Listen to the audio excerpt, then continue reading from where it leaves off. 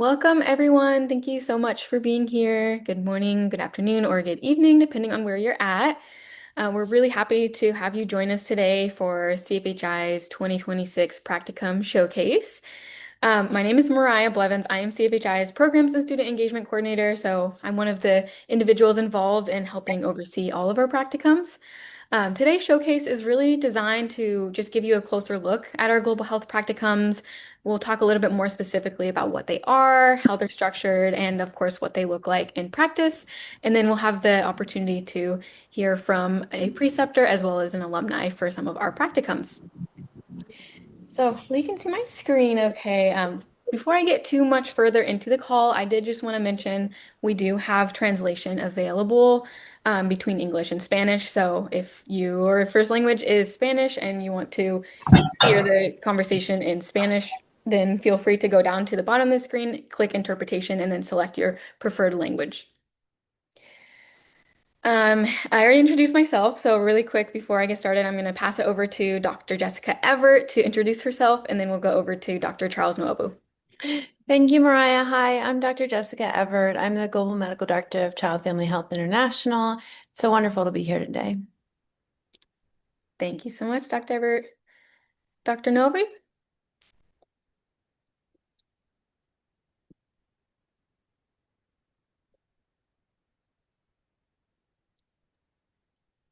Dr. Noah, you're muted.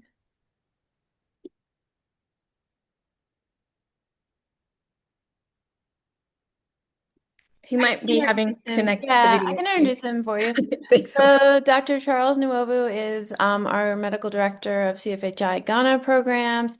He also is a dedicated community health practitioner and public health physician, as well as a medical educator. Great. Thank you so much. We'll have the chance to hear directly from him in a few moments. But yeah, just to really ground the conversation first, CFHI, if you don't know who we are, we're a nonprofit organization and we have ethical, fair trade, global health learning and immersion experiences for students in academic institutions. So we have a lot of different types of programs, electives, internships, but today we're specifically going to be chatting about our practicums. The CFHI practicum is a structured and supervised, as well as competency aligned applied learning experience. These are typically designed for graduate and professional level students. And at its core, it's really an opportunity for students to build practical skills and develop key competencies that are supporting their learning in their graduate program, while, of course, engaging appropriately in locally led health initiatives and learning about global health in real world settings. Since 2022, when we elected to start practicums, we have hosted over 250 so far. This includes practicums that are virtual, in-person, and hybrid. So we have three different modules and modalities of the practicum. And all of the practicums are typically 4 to 16 weeks in duration, depending on how many hours the student needs to fulfill for their academic requirements. And we currently have practicums in Bolivia, Ghana, India, the Philippines, and Uganda. And of course, we have programs on other sites, so we're always looking to expand those opportunities. And what really defines the CFHI practicum experience and how it's intentionally curated and highly individualized for the student, it does take into account three key elements. First, the local priorities and locally led work and initiatives are at the forefront and foundation of all of the practicum experiences.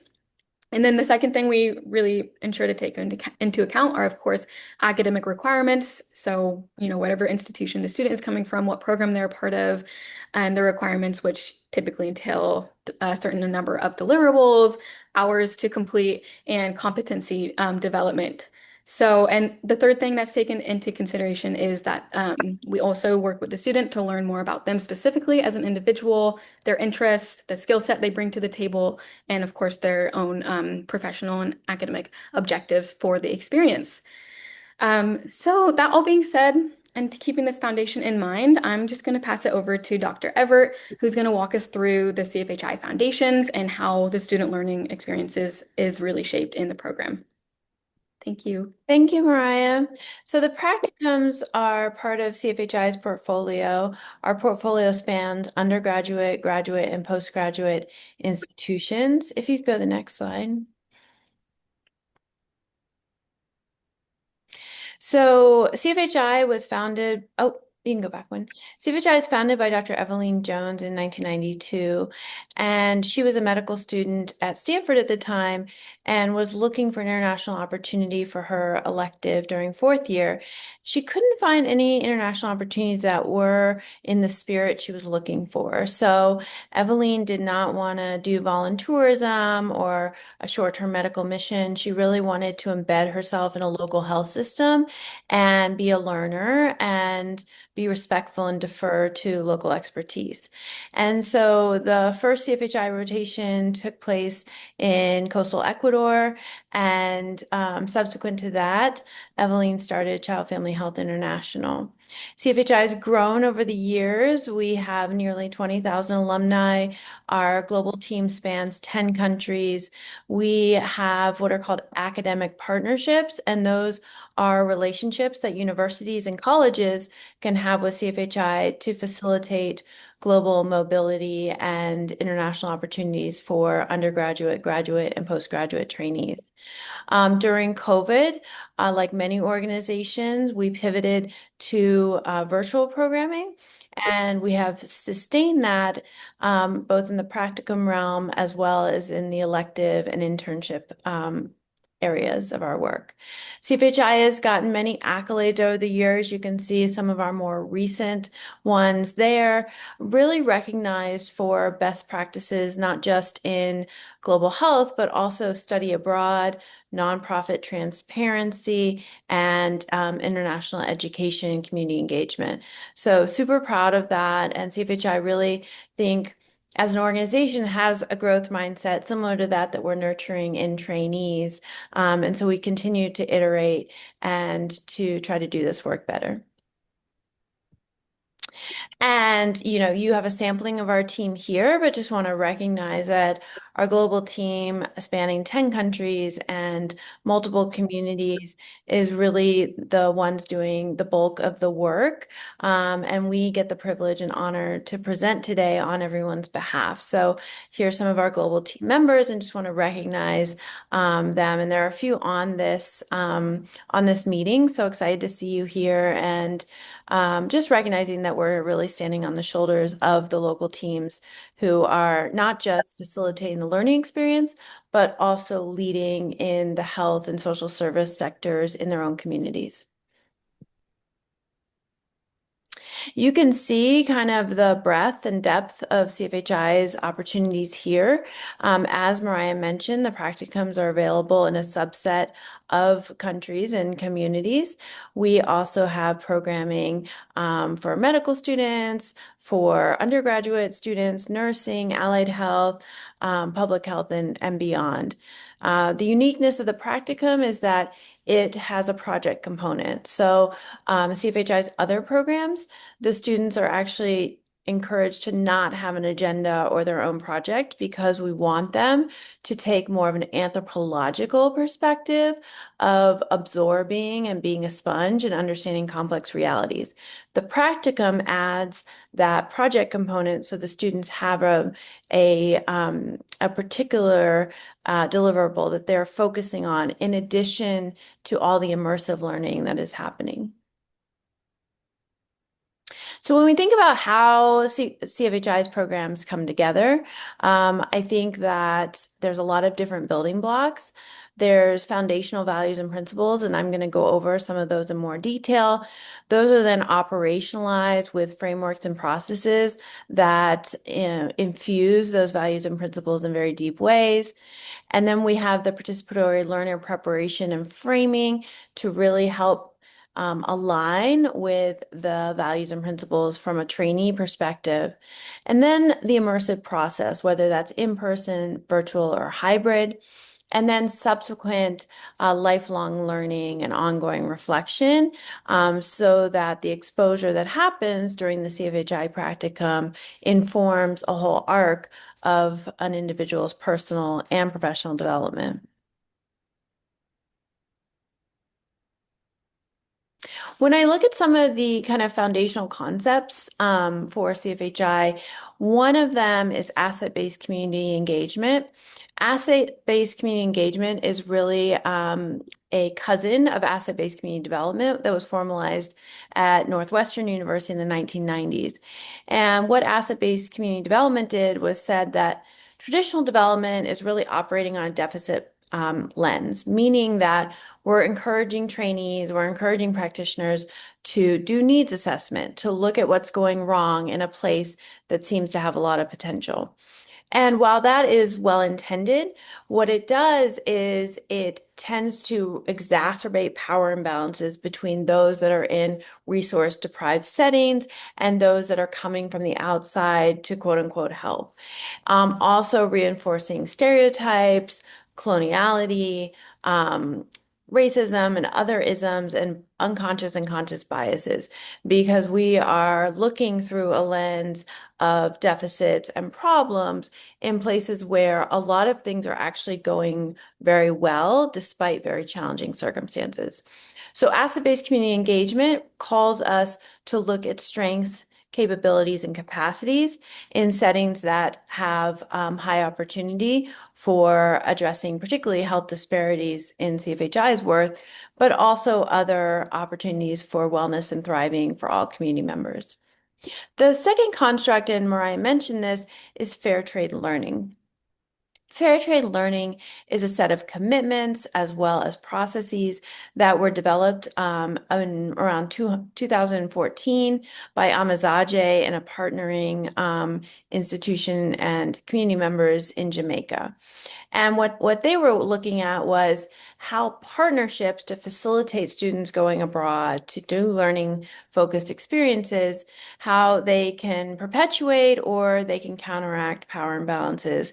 They can either be participatory or non-participatory.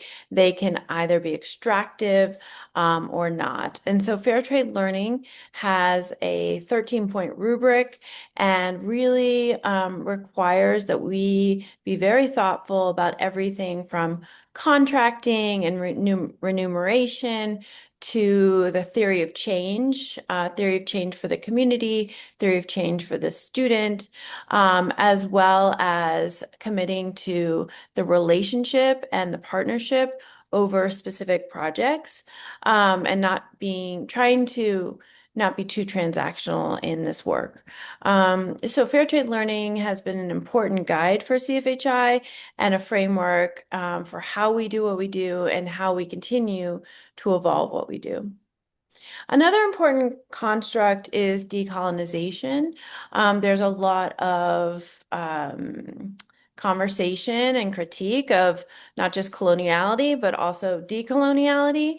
And so we are on a journey, as many people and institutions are in this realm, in terms of recognizing how colonialism, power imbalances, bias, discrimination show up and have historical roots, and how we can better counteract those tendencies, name them, and do things differently going forward, while being accountable to a history that is quite dark and really only perpetuates the health disparities that are experienced in our own backyard and around the world. The fourth concept to point out is competency-based education. I'm going to show you some of the competencies we use, but competency-based education is also has been a buzzword in higher education. In global health learning activities, I think it's really key because there's a lot of sloppy global health activities. There's a lot of sloppy practicums. There's a lot of sloppy volunteerism and experiential education and frameworks and activities going on in the global health realm. And so while competency-based education may be somewhat of a buzzword in higher education, when it comes to sending students under the auspices of health and public health abroad to low and middle income countries, it is so key because it holds us accountable to what our intentions are, to what the point is, to the students' opportunities to grow and not falling into the traps of white saviorism or other colonial constructs. The last building block that I will mention is our emphasis on sustainable health and social systems. And this segues into the ethics of global health education, but is really a remedy for poorly designed, what we would sometimes call duffel bag medicine, or activities that are short-sighted and really parachuting in, jumping out, and not accountable to the longevity of the initiative. And so we only integrate learners into existing and sustainable longitudinal health and social service systems. We don't have them create anything that isn't there year round when they're in country. And this really is a key component to how we live the ethics and the values and walk the talk of global health. When it comes to some of these ethical frameworks, there's a lot of different ones out there. I like this graphic because it has the nuts and bolts of how we educate students and trainees, but then it also calls out those values and principles, and those are found on that red, orange, and purple outside circle. Concepts that can sometimes be slightly um, intangible and I would say idealistic or a goal such as health equity or social justice, but then concepts that I think learners can actually grab onto and operationalize on an individual level, like solidarity, responsiveness and accountability, respect, honesty and openness, humility. So some of these values and principles live on more of an organizational, aspirational, and a outcomes-oriented level, and others live in more of a practical, applied way that learners themselves can reflect on. You know, how am I being honest? How am I being open? How am I being humble? How is what I'm doing sustainable? How is what I'm appreciating sustainable? How am I being respectful? And then we have the ways in which we educate through the mentorship, the applied learning, the formative and transformative evaluation that leads to trainees becoming better scholars, better managers, better communicators, serving a facet of different roles. When it comes to competency-based education, CFHI maps a lot of our programs to the Consortium of Universities for Global Health Competencies. These are listed here. Many of these are touched on in our programs and intentionally focused on. Competencies obviously are something that unfolds over an entire career, an entire lifespan. And so by no means do we want to falsely indemnify students and trainees with a sense that they have, you know, checked the box of any of these competencies. But it does help to frame what the learning opportunities are and the skills, attitudes, behaviors, and abilities that we're nurturing. I will mention that these are all listed, or there's a toolkit, and I put the link down there, but if you just Google CUGH competency toolkit, it's in its third edition, and it goes through each of these competencies, has granular learning objectives and teaching tools to reach the competencies. So very much encourage you to look at CUGH's resources in this way. When we think about why one competency over another, one of the data sets that CFHI relies on is this study from employers. And it looked at those who are offering international positions for US-based personnel. And in particular, they asked, what are the weaknesses when a health or public health professional has only had domestic experience and they're trying to move into an international role? The number one weakness that employers mentioned was that they do not understand the context and realities of global health. And that is in part why CFHI really stresses the participant observation approach of learners trying to absorb and understand complex realities before they try and change them. And this is a shift from a lot of the international opportunities that are going to encourage students to help someone, to change a place. There's a lot of international opportunities that are really jumping the gun in terms of not appreciating the stepping stones of how someone develops global health expertise, particularly in an international setting. And this stepping stone of understanding the context and realities of global health is why the immersive component of CFHI practicums is so powerful. That was followed by flexibility, adaptability, and creativity. So intra and interpersonal skills of being flexible, adaptable, and creative. So we do a lot of work up front in our pre-departure training to really get trainees in the mindset where they are recognizing their growth opportunities, having that growth mindset, and recognizing when they may go into more of a fight or flight mode due to stresses when abroad, and how to get back into that zone where they are ripe for learning and development. These were followed by weaknesses in cultural sensitivity and cross-cultural communication and knowledge of key player systems and processes. So CFHI has designed our curriculum around these gaps that our employers are calling for our practicums to nurture. We look more deeply, and I know this is a busy slide, but when we look more deeply at some of the competency areas, you can see here how CFHI is framing the learning opportunities and the competency aims for the trainees. And this both happens in terms of the project that practicum participants are working on, but also the wider programmatics that happen both in country and prior to departure or prior to the virtual programming the students are engaging in. You can see there a focus on health systems, as well as inclusive work environments and mentalities, contextual understanding, as I emphasize, that employers really want, transdisciplinary approach, which is a core global health tenet, the ethical practice and navigating those dilemmas and recognition of the historical context and the coloniality, and then cultural fluency.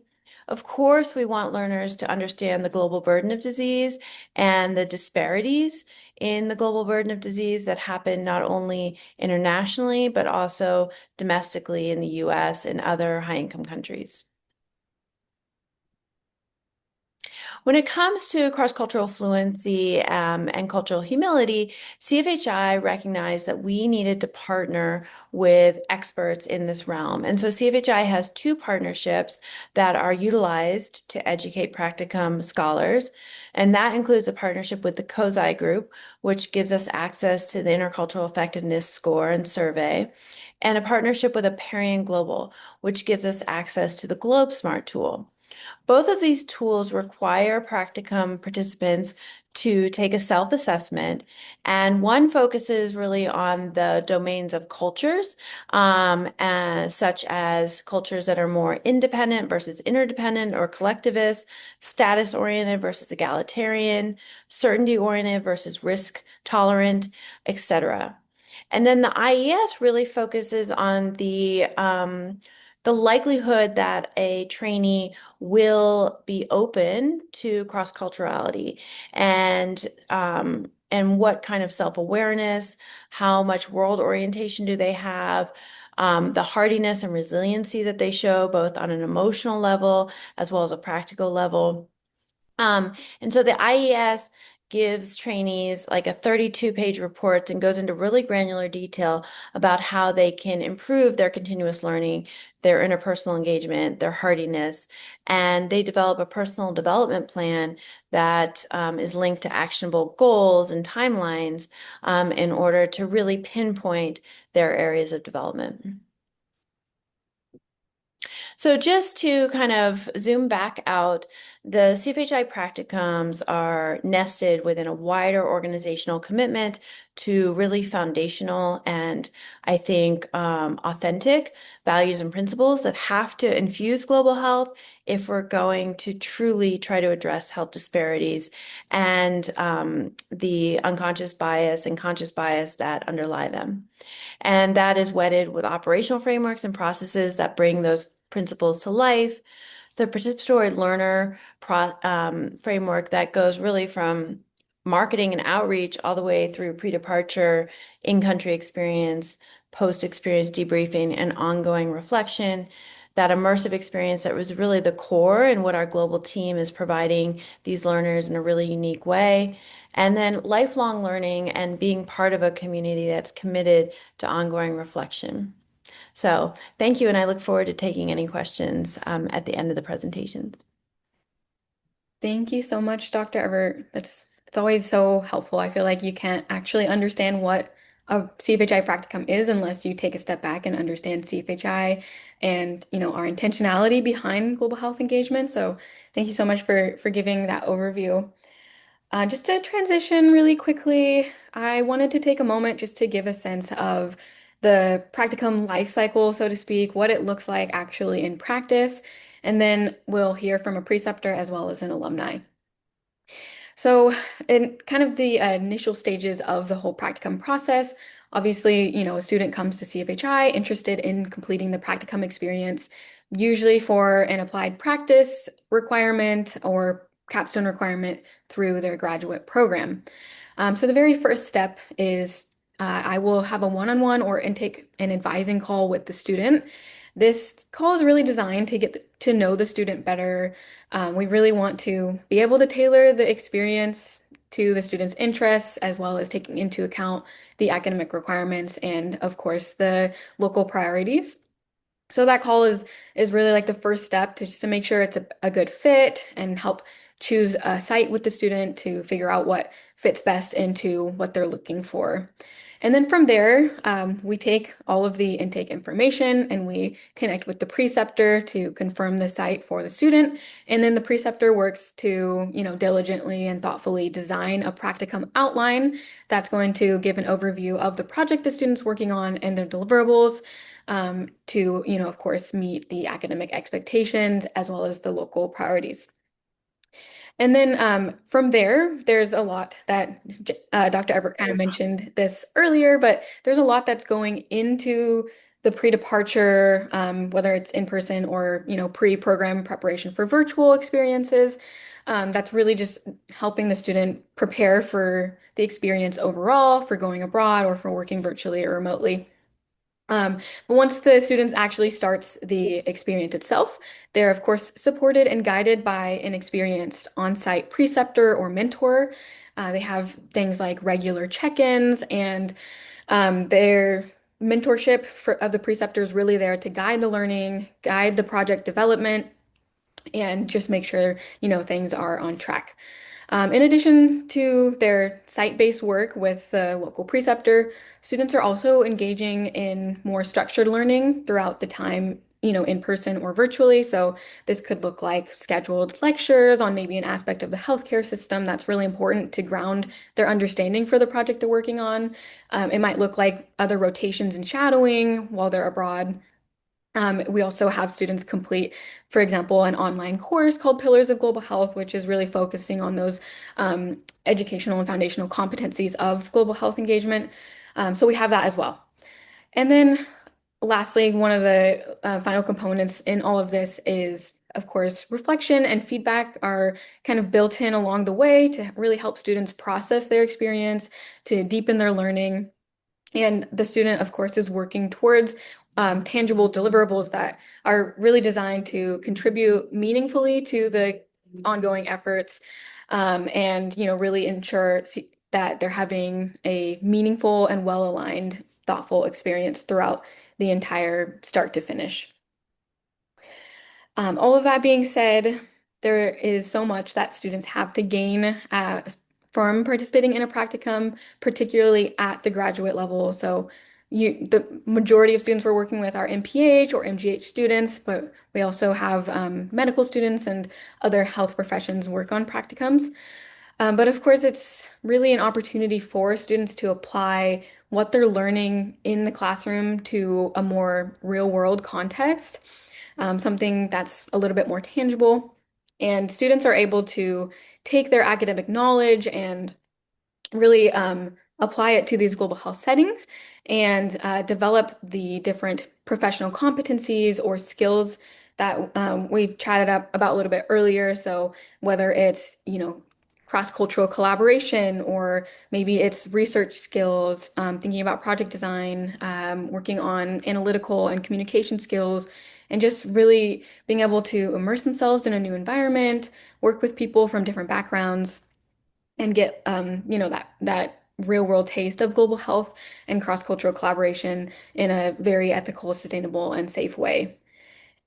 And because a central part of this experience is working towards the tangible deliverables that contribute to the ongoing efforts, the learners really produce work that is academically relevant and practically useful. So, all of this to say is that students leave the practicum experience, and finish out their MPH or their MGH program or whatever it may be with just a greater understanding of global health, and hopefully this is also helping them curate their own career goals or lead them down their own professional path as well, because now they have these experiences in their back pocket, these tools that they've developed, and they also have a network of individuals and professionals they've connected with, just to support their, next steps in their journey. All right, so now, oh, really quickly, sorry, one more slide. The project themes and deliverables really vary by site, but just to give an example of what this might look like, the project themes can really vary. Might be something centered around maternal health, um, mental health, infectious disease, water sanitization and hygiene. And then a deliverable might look like maybe a student's writing a grant proposal or doing a policy brief or creating culturally competent education material. These are just some examples to give you the more ideas of what this actually looks like in practice. But now we're going to hear from our preceptor in Ghana, Dr. Charles Nobo, to share a little bit about practicums from the preceptor perspective, as well as some more examples of the practicum projects. Okay, Thank you, Maria. thank you. Awesome. So I'm just going to go through this presentation, kind of stating the expectations as a practical a preceptor. Also going to show you what it's like on my side and the expectations we have for students when it comes to the practicum. Next slide. Next slide. Is it moving? The slide. Okay, good. So from my side, I think when the information usually Maria sends. Oh, go back. It's gone to double slides. Yeah, so I was saying that from the beginning, what happens is usually I get a student CV and some kind of letter, showing the interests in the CFHI practicum. Sometimes they are going to state the team. They may not have an idea, or they may have an area they want to work.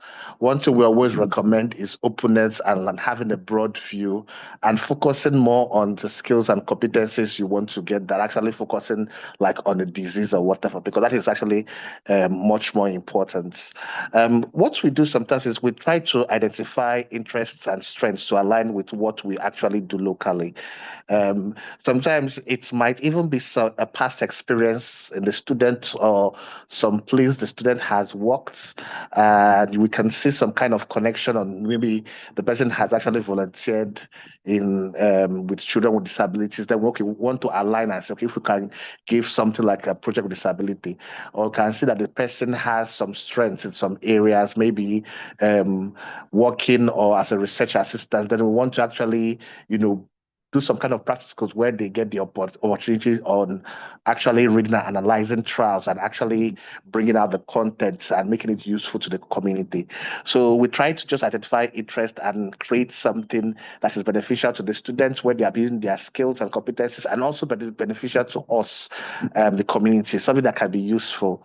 So we now create a practical outline and share with the students, and we schedule a meeting with the students to get the opportunity to discuss, the practicum, to make sure sure that the student understands what is expected, what they are going to do, and if there's any adjustment and feedback that is needed, we can make that. Then we now finalize the practicum outline. Then there's definitely administrative procedures, that may go from the institution, from CFHI. Then, we decide on the time and we do stats. Definitely we send email where you get to know the times we'll be meeting. And we do this definitely. We have all kinds of practicums from virtual, hybrid to in person. Yes. To the next slide. Okay. So, under important aspects in practicums that students, we always want to let students to understand that this is a kind of activity where they will need adult educational skills, which we usually call andragogy. So, basically, it's not a kind of system where we just come and we are telling you what to do. We want to expect you to actually go in, do a lot of reading, we'll guide you, we'll give you the expectations of what you're supposed to do, and you need to actually plan. So there's a lot of, not just, we don't do think tanks. We have to actually understand, read on frameworks. We tell you where you can get some of the work. So you have to do a lot of independent work, and you're expected to meet some of the expectations by the time of next class, even if it's to work on something, and be open to feedback. So there's a lot of searching literature, the use of database to get a lot of the things. Even right now, it's getting better with the use of AI. AI is able to now gather a lot of academic work when it comes to for you searching things that even sometimes it makes it easier. You don't even need to go to Google Scholar again. But also the importance in terms of writing, using citations. We want to teach students some of these things, and we ensure that some of these things they actually have to go and learn it. You understand? Sometimes we also tell them before time, even doing the practicum, sometimes they end up actually learning this on their own and applying it in some of the work they do. Making sure that they're actually writing professionally, they're not too wordy, making sure that whatever they're writing is appropriate from the audience, and also reflective writing, very, very important. I have a student currently in Ghana that's a resident surgeon who is reflecting on patient safety in surgical experience in Ghana. And it has been a very, very interesting experience, seeing how things are done, comparing, looking at the evidence, and actually, learning a lot. So reflection is even part, and interestingly, part of his work is actually writing a self-development plan after doing an evidence-based reflection. So we even have practicums where, you have to do reflections for your self-improvement. And we also ensure that students are actually synthesizing the evidence and using frameworks, not just creating something, but looking at evidence-based frameworks that have been used, whether it's in monitoring and evaluation, whether it's in project management, that. So there's a lot of new knowledge, new skills that they can actually apply, in practice and implementations in future that we teach them. So this is one of the part of what we do. Next slide.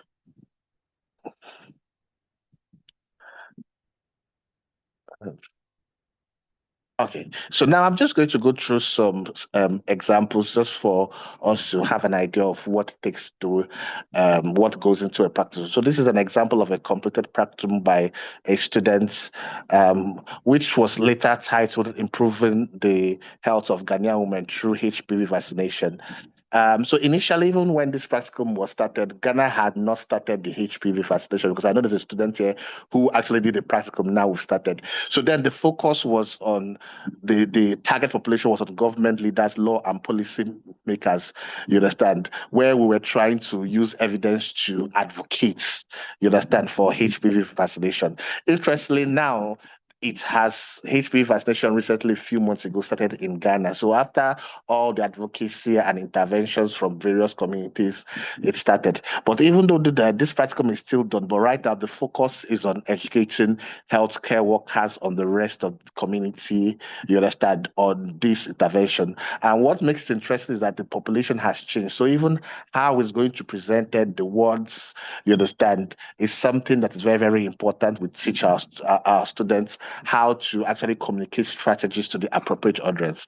But even that, we always try to use important frameworks like these thematic frameworks where you use efficacy, safety, cost effectiveness. For example, efficacy, this is some for students, this is the first time of understanding how trials are done. They are tasked to go and read about papers on trials, randomized control trials on the vaccinations and summarize on the key factors and key findings and to how to be able to communicate these findings to anybody in the community to convince them. Then they also affect like safety, where they actually have to convince based on evidence and they read outside this material that this vaccine or whatever intervention is safe. So even when it comes to health economics, they are taught about the importance of actually cost effectiveness, how the kind of cost effectiveness information you have to present to COVID. So they go around searching and looking for all the health economics paper on cost effectiveness and they learn how to summarize and present some of these things. Then even not only health economics, look at qualitative research. They look at the qualitative research that have been done in this intervention. So by this time, you find the student is already learning about trials, learning about health economics, the importance of a lot of these tools when it comes to public health. You understand? They learn about alternative options, public health impacts. They learn about looking at data, modeling studies over time to see the effect it can have in the population. Then operational feasibility, look at all the implementation barriers, the logistics in the country that is necessary for. So they have to go through all these things. You guided them, you give them feedback on the work they have found.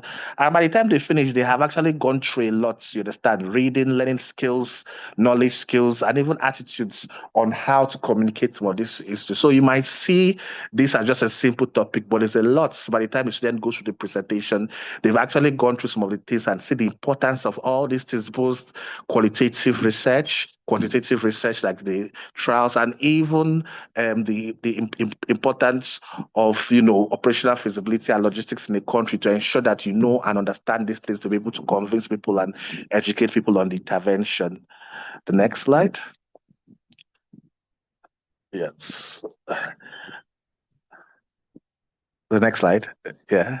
So this is another example on this is more of project management where we work with students and we teach them how to create a project proposal and a grant proposal. We work with them, even the steps on how you come up with the name, how you identify the barriers, the goals, and make sure that the barriers, goals, and activities are aligned. You understand? They learn the importance of I'm trying to be convincing how to build leadership, project planning. They ensure that whatever they're using evidence-based interventions, not just using think tanks, you understand, in public health. And this is how we are also ensuring that we are meeting all the competencies in their MGH and MPH programs, especially when they call most important evidence-based competencies. You understand? They learn the importance of how to create budgets, how to plan beforehand, and very important monitoring and evaluation tools, not just creating, using recognized frameworks that are known in project and in monitoring and evaluation to actually create tools. You understand? You understand the importance of bottom-up approach and working with partners. You see that there are sections of the proposal and the project they have to work together to create, including sustainability plan. You don't start something that you don't have a plan to continue. You understand? And how to convince people of the impact of what they're supposed to do. So this is like that different project and different elements. So they have the options of, and so many other practicums. I usually use these two keywords just to give an idea of how broad and, a lot of things that can occur in the project's cycle during the time they are with us. Next slide. That's it. Yes. So I mean, this is just that kind of practicum. Sometimes we wonder about some students already show skills even from their CVs that they have some interest in, they have some design elements. So sometimes it may not even be something, maybe creating educational posters, like you can see, this is a well-cited poster where somebody had been created pamphlet that can be used in communities. And some of these things actually ended up being used in projects in communities. So sometimes you find out that, when the deliverable is good enough, it's not just about, sometimes you can find out that they actually end up being liked and actually being rolled out, you understand, in the community. Even recently, there was a student that also came from an AP, and she really made a good presentation. And she was able to use relevant materials, very, very current evidence, on research that had been done in sexual and reproductive health in HIV prevention and with key populations. And I remember even using and recognizing her in the recent presentation I had, because she had a lot of good material, current evidence from 2024 and 2025 from interesting research that had been done with, sex workers and a lot of people in Ghana. So a lot of students sometimes do a lot of good work where they even bring evidence that we don't know about. So we sometimes they say, how do students even contribute to our work and organization? I say sometimes a lot of the literature review that students do, especially the one that they do good, they are able to bring light to a lot of research that has recently published, that because we are busy, we don't actually have time to know, and they are able to present on their work. So we see sometimes they actually have impacts, in the work we do, helping us, facilitate a lot of the things we do and even update our knowledge in some of the new evidence that has been published. Next slide. I think the next one also is an example of under poster, just to give similar to this one, and all the kind of opportunities that can happen. So thank you very much. I think now we have our alumni, April, that had an experience in Canada, is coming out to present. Thank you very much. Thank you, Dr. Novo. It's always so helpful to hear from the preceptor perspective. As you can see, there's a lot that goes into curating the experience and um, all the thoughtfulness that is behind the design of the practicum and the student's actual experience. So to transition, we're going to hear from a alumni who actually did the in-person practicum in Ghana, in Accra, Ghana. So April, I'll let you just unmute and maybe introduce yourself and tell us a little bit about your experience. Sounds good. Hi, everyone. My name is April. I am a current graduate student pursuing my Master of Public Health at George Washington University. I had the honor of working with CFHI to complete my practicum in Accra, Ghana back in November of 2025 for a total duration of 4 weeks. My preceptor was actually Dr. Nobu, who just spoke with us, and my practicum site was the Princess Marie Louise Children's Hospital, where I got to shadow many healthcare workers across different units, such as the ER, outpatient pediatric unit, malnutrition ward, physiotherapy unit, OR, family planning, and nutrition rehabilitation. So this was my first time being able to experience how a hospital functions, so I found that to be very interesting. My practicum project was focused on preventing cervical cancer among women in Ghana through HPV vaccination in children, following the success of Ghana's nationwide rollout of the HPV vaccine in September of 2025, since cervical cancer is the second most common cancer in Ghana. So this involved intensive research into my project, ultimately to create evidence-based and culturally sensitive educational materials, in which my two deliverables were a PowerPoint and a poster. My role was to create these deliverables for the hospital to use in educating and advocating the importance of HPV vaccination, overall to promote health education and awareness amongst the healthcare workers and members of the community, and also to encourage them to take responsibility in getting vaccinated. So, spending 1 month in Ghana was very meaningful for me, and it is one that I will never forget, especially since this was my first time visiting Africa. I learned so much about Ghana's healthcare system and Ghana as a whole. I met so many amazing individuals, such as the healthcare workers, the locals, and the people that were also in the same program as me. I immersed myself in its culture and found so much appreciation for it. So, this includes the food, the clothes, music, beliefs, language, and the traditions. These 4 weeks were also very intensive, and it was also kind of fast paced in terms of me juggling school and this practicum experience at the same exact time. However, it was very much worth it, and I would definitely encourage anyone to immerse themselves in a global health experience, especially as a student. It is overall a very rewarding experience, and it goes beyond just travel, but global health exposed me to real world health challenges. I gained several practical and cultural skills, such as the cultural competency, adaptability, and ethical awareness. This experience has definitely grown my interest in global health and how important it is to improve health equity. So I definitely left Ghana with a stronger sense of purpose and commitment, and I will forever take this experience and the skills that I learned with me as I progress in the public health field. Thank you. Thank you so much, April. It's always so great to hear about the meaningful experience you had, and I feel like it really translated well into what Dr. Everett told us about earlier, in terms of the foundational, competencies that are in thoughtfulness that's in the CFHI practicum, as well as Dr. Nova's experience as the preceptor. So we really appreciate you being here and sharing with us your experience. The last thing I have to go over, and it looks like we'll have a few minutes for questions as well, but this is particularly for students, if you are in the audience considering doing a practicum with CFHI, I do like to just go over the timeline a little bit so you have an understanding of what to expect in the next steps. So as I mentioned, the first step is to set up an intake call with me where we're going to talk about your interests, your requirements, etc., and hopefully figure out what site and what time of year and what modality would be the best fit for you.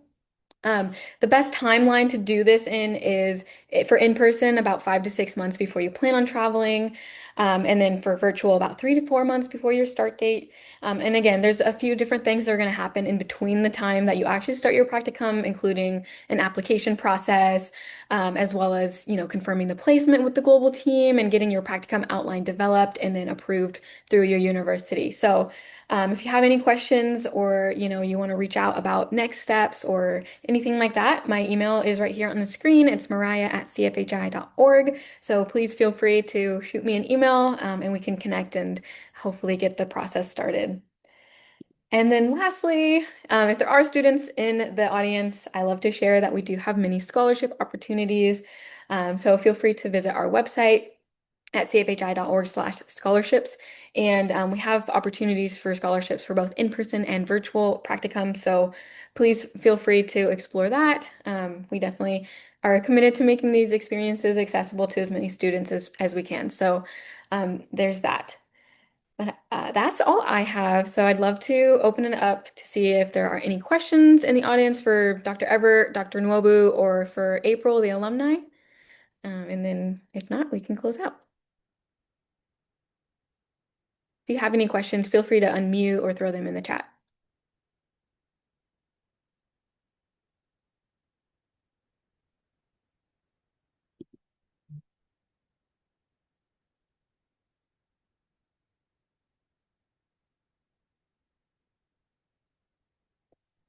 Well, I will also put my email in the chat in case there are any questions that come up after. But we really want to just say thank you again for being here and learning just a little bit more about CFHI as a whole, as well as our practicum process and all of the things that go into making these experiences meaningful for students. So thank you all for being here and have a great rest of your day.